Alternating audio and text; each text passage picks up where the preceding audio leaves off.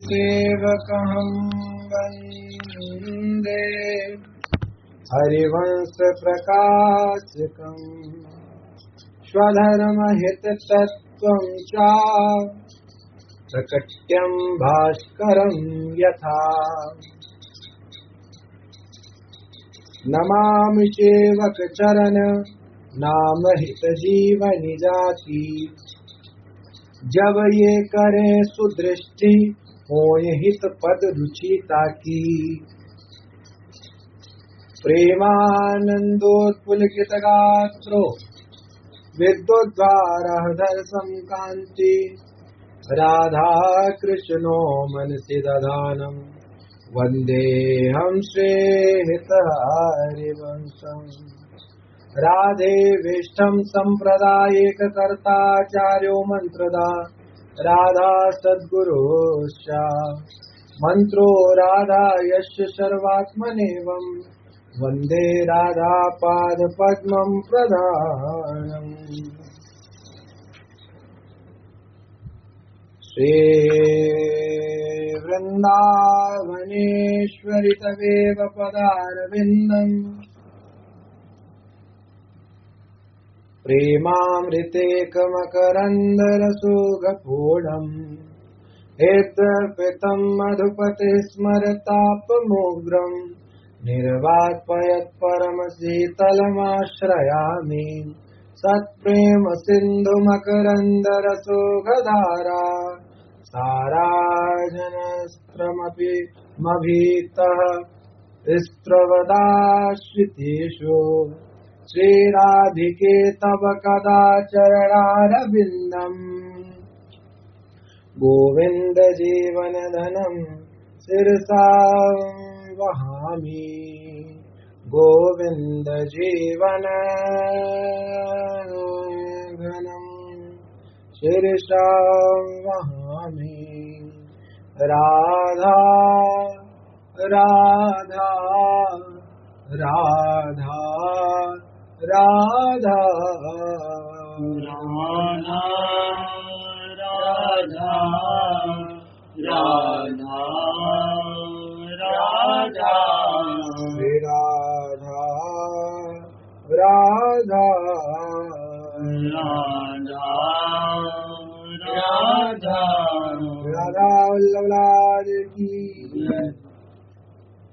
श्री हरिवंश चरितामृत के आगे की श्रृंखला में आज हम सब श्रवण करेंगे संत कृपा से कैसे मिश्र दंपति का मनोरथ पूर्ण हुआ।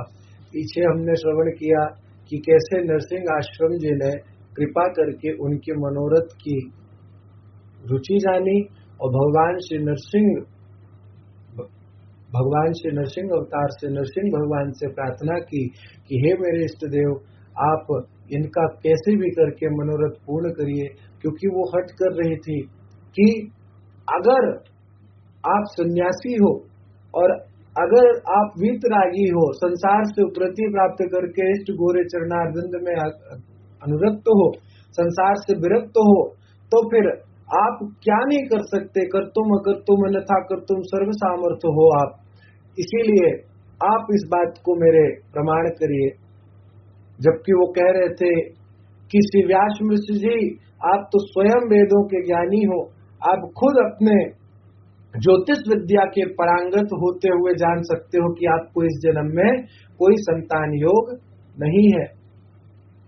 तब माता तारा रानी जब उनसे ये प्रश्न करी तो वो निरुत्तर हो गए और तब उन्होंने भगवान से प्रार्थना करी और भगवान की प्रेरणा हुई कि व्यास आई घर तारण कियो और मुख में दुख क्यों व्याकुल हियो। या को उत्तर हमको देऊं यह बूझो है मुनि संदेह।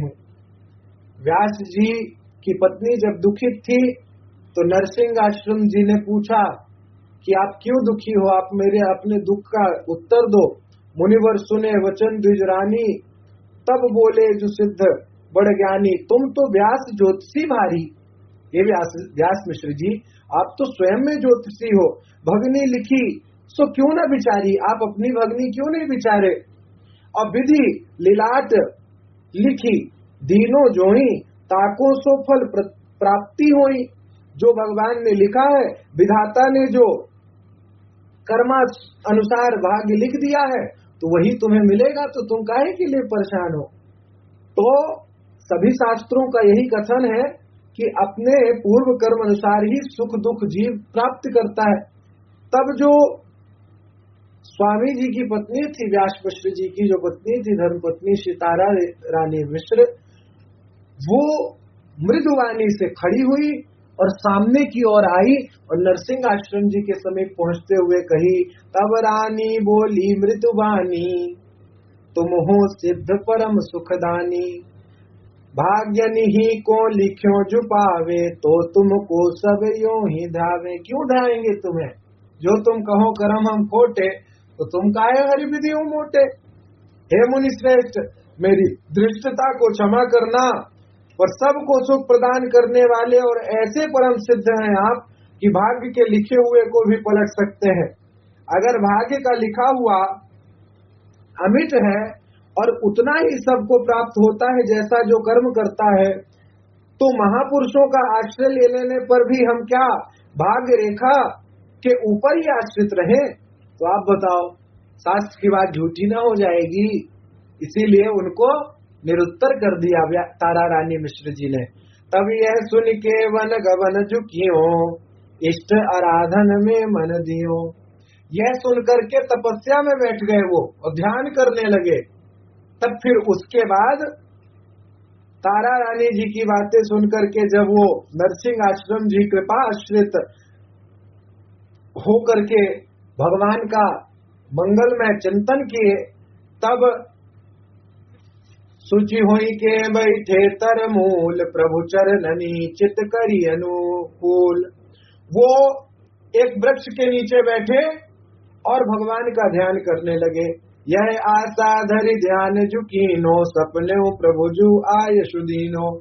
भगवान की आकाशवाणी हुई, गौर श्याम वृंदावन, वृंदावन ज्योति सब अवतार उन्हीं ते होती।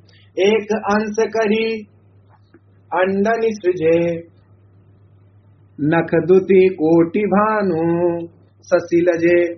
तिनकी शक्ति सखी है रूप, वंशी हुए सुख देत अनूप।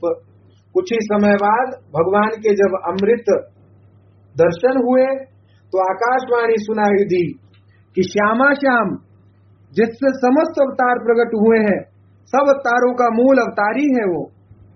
यह कृष्ण सापि राधा चया, राधा कृष्ण एव सा। एकम ज्योति द्विधा भिन्नम, राधा माधव रूपकम। ये कहाँ लिखा हुआ है? तो ये ब्रह्मांड पुराण में लिखा है। किस पुराण में? ब्रह्मांड पुराण में।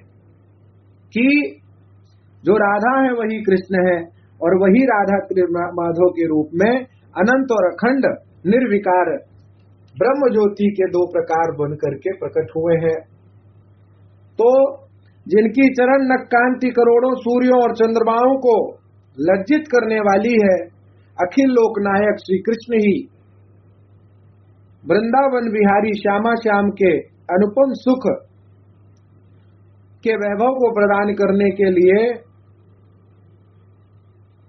जो लाड लड़ाने वाली उनकी नवीन नवीन लीलाओं की प्रेरणा देने वाली, जो नित्य विहारी युगल किशोर के हृदय को परस्पर प्रेमाशक्ति यानी हित या प्रेम रूप में वे निमग्न कर देने वाली उनकी वंशी है।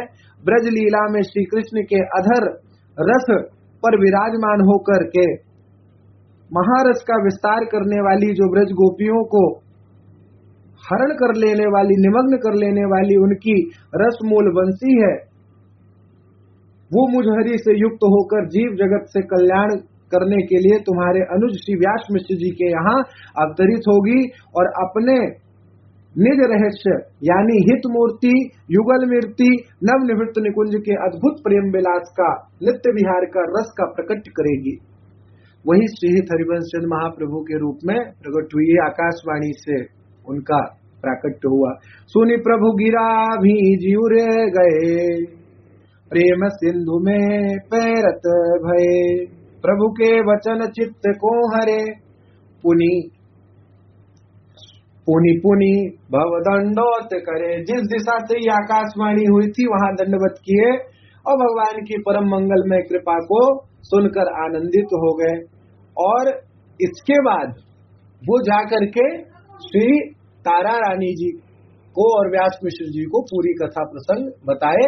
और फिर कई कई दिनों तक सत्संग चलता रहा, भजन चलता रहा और उन्होंने उनकी भगवान की अनंता अनंत लीला सुनी। कैसे?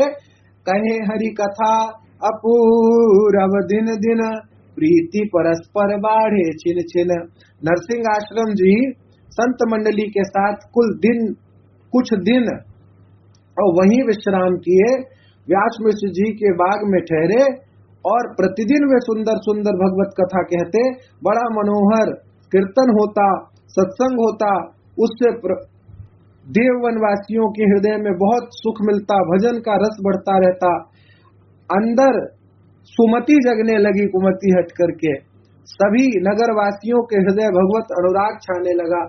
फिर धीरे धीरे एक दिन सहसा सबसे कहते हुए कि हम आज विचरण के लिए प्रस्थान करेंगे, ऐसा कहकर वन विश्राम कर दिया। यानी वन से भ्रमण करते हुए श्री नरसिंह आश्रम जी, क्योंकि ज्ञानवंत मुनि सबते न्यारे, आज्ञा लेवन को पगधारे। तिन राखे नित चलनी, सुकहे बंधु बिछारो क्यों करी सहे। वो संसार से विरक्ति पूर्ण जीवन जीने वाले ज्यादा देर तक तो एक जगह ठहरते नहीं। जो संत जन रहते हैं वो विचरण करते रहते हैं। चरेति चरेति चरेति चरेति चरेति। राधा रानी का श्री हरिवंश, ये तारा रानी जी का गर्भधारण एवं दिव्य अनुभूतियां उनको गर्भधारण के समय कैसे हुई, इसकी लीला करते हैं। लो श्री राधा वल्लभ लाल की। द्विज रानी सो कहीं गए जैसे, राधा हरि पूजन कियो तैसे। क्योंकि नरसिंह आश्रम जी कह गए थे पूर्व में कि अब आप भगवान की प्रतिपल और अच्छे से चाव से आराधना करिए, क्योंकि स्वयं भगवान राधा हरि स्वरूप वंशी अवतार आपके गर्भाश्रय में प्रकट होंगे। धर्मशील जग मंगल करनी, धन्य जगत गुरु को धरनी। पूरब सुकृत राशि को फली, इति सम भाग्य कौन को बली। प्रभु को तेज उदर जगमगे, तिनमी अमंगल देखत वह। तिनमी तिमिर अमंगल देखत भगे। दिन दिन सब मन बढ़े हुलास, दिन दिन बाढ़े भक्ति प्रकाश। हरिवंश चंद्र महाप्रभु का आना था तो दिन दिन मन में उल्लास बढ़ने लगा। नरसिंह आश्रम जी देववन से जाते समय तारा रानी को श्रीप्रिया प्रीतम को रिझाने की उपासना विधि प्रकार से बतलाई थी। उनके द्वारा बतलाए विधि विधान के अनुसार ही श्री मिश्र दंपति श्री राधा श्याम सुंदर की उपासना में लग गए। संत कृपा से कुछ समय बाद ही श्री हरि से युक्त होकर के प्रेम स्वरूपिणी वंशी जू श्री तारा रानी जी के गर्भ में विराजमान हो गई। बोलो श्री वंशी अवतार की। जगत गुरु को अपनी कोख में धारण करने वाली तारा मैया धन्य है। बोलो श्री तारा रानी की। श्री व्यास मिश्र जू की।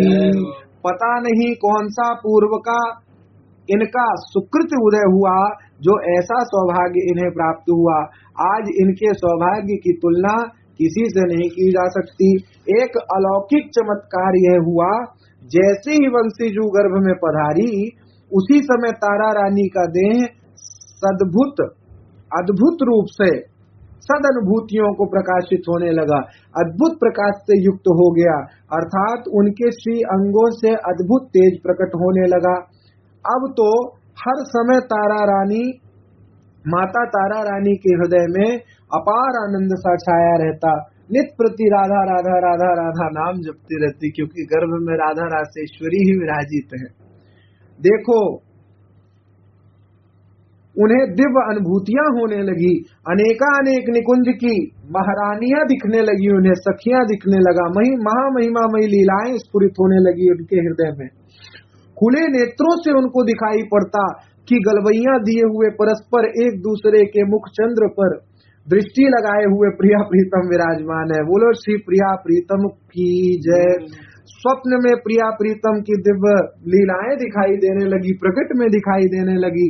कभी जागृत अवस्था में व्यवहारिक क्रिया करते समय सहसा प्रिया प्रीतम का चिंतन करके वे शुद्ध हो जाती, घंटों घंटों श्री तारा रानी बैठी रहती ध्यान अवस्था में निमग्न होकर के। ऐसी स्थिति श्यामा श्याम की रूप माधुरी उनके नेत्रों में सदा छाई रहती, क्योंकि श्री हितजू महाराज श्री तारा रानी जी के गर्भ में विराजमान है।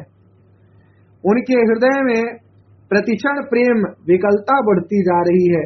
अलौकिक दिव्यानंद उनके चित्त में हर समय स्फुरित होता रहता। इधर तारा रानी की ऐसी प्रेम विचित्र अवस्था को देखकर श्री व्यास मिश्र जी ने बादशाह के पास जाना ही बंद कर दिया। बादशाह जब बुलाते थे तो उनकी, क्योंकि 400 वंशधारी की उनकी सेवाएं चलती थी वहां पे, तो कहते थे जब आपको जरूरत होगी तो आपकी हम पास आया करेंगे। पीछे के चरित्र में आप सबने श्रवण किया है। प्रायः तारा रानी के समीप रहते कि ये तो बेसुध हो जाती हैं, समाधिस्थ हो जाती हैं, इनको देखेंगे नहीं तो कहीं पे भी देखो मलमूत्र त्याग रही हैं, नहा रही हैं, धो रही हैं, खा रही हैं, तो एकदम एक निवाला लेकर बैठी हुई हैं। श्री प्रिया प्रीतम छा गए पूरे श्री अंग में। आहा, ऐसी अद्भुत स्थिति। उनको हर समय प्रियालाल का यश सुनाने व उनकी देख रेख करने में ही उनका समय व्यतीत होने लगा श्री व्यास मिश्र जी का। इस तरह वह अधिक से अधिक समय श्री तारा रानी के समीप ही व्यतीत करते, एक क्षण के लिए भी उनको अकेला नहीं छोड़ते। तारा रानी के मुखारविंद पर एक अद्भुत माधुर्य प्रकट हो गया था, मानो दिव्य तेज में सुगंध उनके देह से छा रही थी। उनके दर्शन से ही व्यास मिश्र जी को अपार आनंद मिल रहा था। अरे मुनि के मन जू बात रमी रही, देखो चाहे जू प्रभु कहीं। श्री बद्रीनाथ परसि पुनि आए, श्री हरिद्वार सो रधुनी नहाए, सुरधुनी नहाए। दूरी करनी मन को संदेह, दूरी दूरी आए जो बंधु के गेह।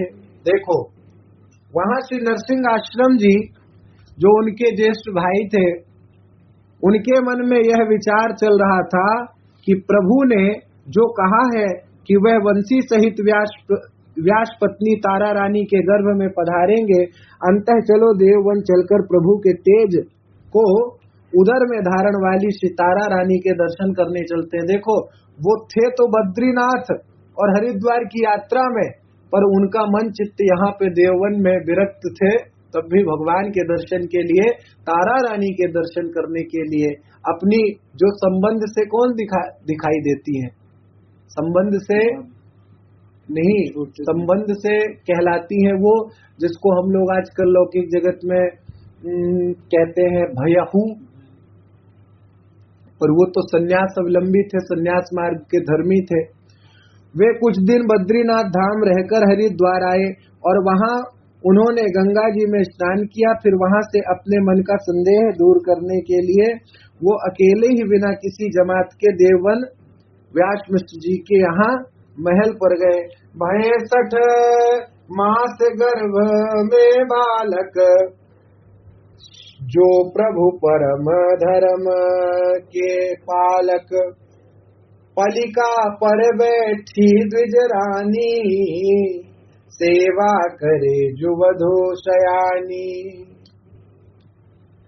पौरी रही मुनि देखत भय, उठी लाज करि चीन्हि जुलै। प्रभु को तेज लह्यो उर मंदर, समुझि मुदित भय मुनि नु परंदर। पलिका ते उतरी नहीं दीनी, करि परिक्रमा दंडोत कीनी। आहा, उस समय तारा रानी का 6वां महीना पूरा हो रहा था, अर्थात गर्भावस्था में शिशु 6 महीने के हो गए थे। जो परम धर्म के पालक श्रीहित महाप्रभु वह स्वयं अभी गर्भावस्था में शिशु के रूप में विराजमान है। व्यास पत्नी तारा रानी पलंग पर पौड़ी हुई थी और बहुत सी समझदार सेविकाएं उनकी सेवा करने में लगी हुई थी। जैसे ही तारा रानी ने श्री नरसिंह मिश्र जी को देखा तो लज्जा करके उठने लगी, किंतु नरसिंह मिश्र जी ने आज्ञा करके उन्हें बैठे रहने दिया। वहीं बैठने को कहा तो वो आज्ञा मान करके बैठ गई। फिर से उनके हृदय मंदिर में प्रभु का तेज देखकर के मुनिजनों में सर्वश्रेष्ठ नरसिंह मुनि जी, जिनका यश कीर्ति संन्यास मार्ग की, जिनसे स्वयं नरसिंह अवतार भगवान श्री विष्णु इतना चित्त वृत्ति से प्रसन्न थे कि उनको जब वो बैठते थे तब उनको प्रतिपल दर्शन होते रहते थे नरसिंह अवतार के। इतना प्रेम भगवान के प्रति। बाल अवस्था से ही सन्यासी हो गए थे, 12-15 साल की अवस्था से। तो प्रभु का तेज देखकर मुनिजन में सर्वश्रेष्ठ नरसिंह आश्रम जी बड़े मुदित हुए और उन्होंने तारा रानी की परिक्रमा करके उन्हें साष्टांग प्रणाम किया। बहुरी व्यास प्रतिवचन उचारे हुए हैं मम प्रभु पुत्र तिहारे। हे व्यास मिश्र जी, मेरे प्रभु तुम्हारे पुत्र होने वाले हैं, परम सौभाग्य। आहा, आनंद से निमग्न होकर बार बार उन्हें प्रणाम करते हैं। सुनी यह बात व्यास हर साए, परमहंस तहाँ तेजु सिधाए। परमहंस कहीं मृदु भरे, चले मंद मुस्काई। सुने वचन प्रभु के सबनी, आनंद उर न समाई। फिर उन्होंने व्यास मिश्र जी से कहा कि हमारे प्रभु ही वंशी सहित तुम्हारे पुत्र के रूप में अवतरित होंगे। इस बात को सुनकर व्यास मिश्र जी बड़े हर्षित हुए और परमहंस शिरोमणि श्री नरसिंह आश्रम जी उनसे विदा लेकर वहां से पुनः तीर्थ यात्रा पर चले गए। इस मिलन का कोई भेद जान नहीं पाया। हो ही शुभ सगुन भवन पुनिपुर में, व्यास विचारी मुदित होई उर में। यहाँ व्यास मिश्र जी के भवन एवं नगर में शुभ सगुन होने लगे। उन्हें देखकर व्यास जी बड़े ही आनंदित होते, क्योंकि आप ज्योतिष विद्या के ज्ञाता थे। आपको पता था कि शुभ सगुन होने का मतलब कि कुछ अत्यंत मंगलमय कार्य हो रहा है। तारा रानी के गर्भवती होने के कारण श्री व्यास मिश्र जी की बहुत दिनों से बादशाह के दरबार में जाने का अवसर नहीं हुआ, यानी वो गए ही नहीं। अधिकांश समय वे अपनी धर्मपत्नी के समीप ही उनकी देखभाल में व्यतीत करते। अंततः उनकी इस अनुपस्थिति के कारण बादशाह को चिंता हुई कि व्यास मिश्र जी दरबार में क्यों नहीं आते। उसने उनके दरबार में न आने का कारण जानने के लिए कुछ राजकीय कर्मचारियों को देववन भेजा। उन्होंने व्यास मिश्र जी के पास जाकर कहा कि बादशाह ने आपको याद किया है और वे दरबार में आपकी अनुपस्थिति का कारण चाहते हैं। उन लोगों का निवेदन सुनकर व्यास मिश्र जी ने कहा, अब मैं स्वयं ही वहां आकर अनुपस्थिति का कारण बतलाऊंगा। आप लोग पधारे, जाएं आप लोग अपने राजमहल। कुछ दिन बाद वे बादशाह के समीप गए और उसे सारी परिस्थिति बतलाई कि ईश्वर की कृपा से हमारी धर्मपत्नी गर्भवती हैं, इसीलिए उनकी देख रेख करने के कारण मैं दरबार में उपस्थिति नहीं दे पा रहा हूँ। बादशाह ने कहा कि ये सब बातें तो ठीक है, पर आप जिस पद पर विराजमान हैं उस पर भी तो ध्यान दीजिए। आपको तो राजगुरु बनाया गया है इस राजमहल का, तो आपको तो अपनी जिम्मेदारी का निर्वहन करना चाहिए। अब हमारी आगरा जाने की इच्छा है और हम चाहते हैं कि आप भी हमारे साथ वहीं रहें। यद्यपि व्यास मिश्र जी उनके साथ जाने के लिए अनिच्छुक थे, क्योंकि तारा रानी गर्भवती थी। इस समय उनके साथ में रहने की अति आवश्यकता थी, इसीलिए उन्होंने हम शीघ्र ही दरबार में उपस्थिति होंगे बादशाह को ऐसा आश्वासन देकर के कुछ दिन का अवकाश और मांग लिया। जब दिल्ली से लौटकर वे अपने घर आए तो बादशाह के साथ आगरा जाने की बात तारा रानी सहित सभी पारिवारिक जनों को बतलाई। सब जन कुछ क्षण के लिए मौन हो गए। फिर पुनः उन्हें भगवत कृपा से संस्मरण हो आया कि उसी मार्ग में ब्रज पड़ता है। अंततः सब लोगों ने कहा कि ये तो प्रभु की कृपा है भैया, बड़ा ही शुभ संयोग बन रहा है, क्योंकि आगरा से पहले मथुरा ब्रजमंडल पड़ता है, वृंदावन पड़ता है, और तारा रानी इस समय गर्भवती है। ऐसी अवस्था में यदि इनको साथ लेकर हम सब ब्रज धाम की यात्रा करें, वह वहां श्री कृष्ण लीला स्थलियों के दर्शन करें, तो इसका गर्भस्थ शिशु पर बहुत अच्छा प्रभाव पड़ेगा। देखो, वो स्वयं तो परमात्मा ही गर्भ पे विराजित है, पर हम सबको संभालने के लिए, समझाने के लिए ऐसी लीला हो रही है कि हम सब भी अपने गृहस्थ को ऐसे ही जिए। पारिवारिक जनों की यह बात श्री व्यासवृक्ष जी को भी अच्छी लगी, और इस तरह सब यह प्रतीक्षा करने लगे कि वो दिन कब आएगा जब राजा साहब बोलेंगे कि अब चलो हम मिलकर के प्रभु के धाम दर्शन करने मथुरा चलें। परिवार सहित व्यासवृक्ष जी की ब्रज यात्रा फिर हुई। उसका प्रसंग आगे चल करके श्री जी की इच्छा से शेष चर्चा आगे। श्री राधा वल्लभ लाल की।